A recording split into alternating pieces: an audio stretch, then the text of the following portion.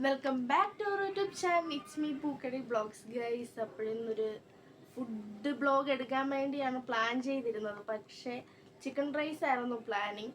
അപ്പോഴിവിടെ ഉത്സവമായതുകൊണ്ട് കടയൊക്കെ ക്ലോസ്ഡ് ആണ്. അതുകൊണ്ട് നമുക്ക് ബറോട്ടയും പക്കുവടയും വെച്ച് അഡ്ജസ്റ്റ് ചെയ്യാം. അപ്പോൾ ഒരു ഫുഡ് കഴിക്കുന്നത് കണ്ടാലോ. ഫുഡാണ് കയ്യിൽ വെച്ച് പട്ടിഷോ കാണിക്കുന്നത്. പിന്നെ പ്ലേറ്റും കാര്യങ്ങളൊക്കെ എടുത്ത് വെച്ചു. ഓക്കെ, പൊറോട്ടയാണ് വാങ്ങിച്ചത്. അപ്പം ഒരു പൊറോട്ടയ്ക്ക് ഇവിടെ 20 റുപ്പീസാണ് വരുന്നത്. ഓക്കെ, അങ്ങനെ ഒരു 3 വാങ്ങിച്ചിട്ട് ഗ്രേവി അതിൻ്റെ കൂടെ നമ്മളിപ്പം 3 വാങ്ങുന്നതെങ്കിൽ 2 കവറിലായിട്ട് ഗ്രേവി കിട്ടും. അങ്ങനെ അതെടുത്ത് വെച്ചിട്ട് നമ്മൾ ചിക്കൻ പക്കോടയാണ് അടുത്തൊരിതെന്ന് പറയുന്നത്. നല്ല സാധനമാണ് ചിക്കൻ പക്കോട എന്ന് പറയുമ്പോൾ. നമ്മൾ ചിക്കൻ ഫ്രൈ ചെയ്തെടുക്കുന്ന ഒരു സാധനമാണ്, പക്ഷേ അതിവിടെ നോർമലായിട്ടും കഴിക്കും. പക്ഷേ ഞാൻ കൂടുതലും ചിക്കൻ റൈസിൻ്റെ കൂടെയൊക്കെയാണ് ഇത് കഴിക്കുന്നത്. അപ്പം അതിങ്ങനെ ഗ്രേവി എടുത്തു. ഓക്കെ, ഗ്രേവി നല്ല ചൂടാണ്. എടുത്തപ്പോഴേ കൈ പൊള്ളി. പിന്നെ കുറേശ്ശെ ഒഴിച്ച് ടേസ്റ്റ് നോക്കിയാണ്. ഓക്കെ, കുഴപ്പമൊന്നുമില്ല, കൊള്ളാമെന്നറിഞ്ഞു. ഓക്കെ, അത് കഴിഞ്ഞിട്ട് ഭയങ്കര ചൂടായതുകൊണ്ട് എടുക്കാനും പറ്റുന്നില്ല. ഫുഡ് കഴിക്കുന്നൊരു വീഡിയോ എടുക്കുകയാണ്. അതുള്ളതുകൊണ്ട് ജസ്റ്റ് ഇങ്ങനെ പിച്ചി ഇങ്ങനെ എടുത്തിട്ട് ജസ്റ്റ് ഇങ്ങനെ മുക്കി ടേസ്റ്റ് ചെയ്യണം. അപ്പോൾ കുഴപ്പമില്ല, നല്ല ടേസ്റ്റ് ഉണ്ട്. അപ്പോൾ അതിന് ശേഷം നമുക്ക് ചിക്കൻ പക്കോട എടുത്തു, അതും കഴിച്ചു.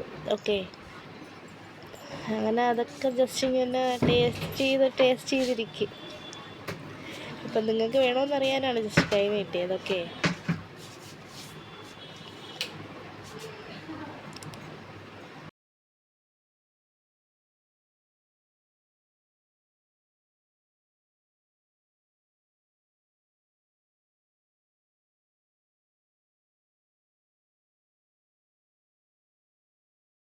കഴിക്കുന്നതിനിടയിൽ ഫുഡിൻ്റെ ഒരു ചെറിയ വീഡിയോ എടുക്കാൻ വേണ്ടി ഞാൻ മറന്നുപോയി. പിന്നെയാണ് അതിൻ്റെ കാര്യം ആലോചിച്ചത്. പിന്നെ അതൊരു ചെറിയൊരു വീഡിയോ ആയിട്ട് എടുത്തു. പകുതി കഴിച്ചിട്ടാണ് വീഡിയോ ആയിട്ട് എടുത്തത്.